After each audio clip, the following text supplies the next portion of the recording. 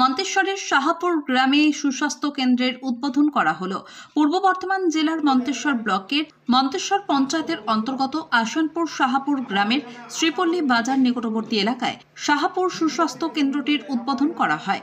উপস্থিত ছিলেন মন্তেশ্বর ব্লকের স্বাস্থ্য কেন্দ্রের BMOH পার্থসারথী ভান্ডারী, মন্তেশ্বর পঞ্চায়েত সমিতির সভাপতি আহমেদ হোসেন শেখ, আসানপুর গ্রাম সদস্য শিশির ঘোষ, পঞ্চায়েতের প্রধান এবং অন্যান্য সদস্যবৃন্দেরা।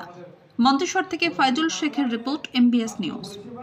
যে জায়গায় স্বাস্থ্য পরিষেবা আমাদের এখানে আশা কর্মী থেকে শুরু করে দিদিরা থেকে শুরু করে আমাদের এখানে ডাক্তারবাবু থেকে শুরু করে যেভাবে পরিষেবা আমরা দেয়, আমাদের সামনাসামনিতে আমাদের হসপিটাল, সেগুলো আমরা দেখিয়েছি অন্যান্য রাজ্যের তুলনায়। আমিও বহুত রাজ্যে আমাদের যেতে হয়েছে, আমাদের ট্রেনিং নিতে হয়েছে, আমরা গেছি।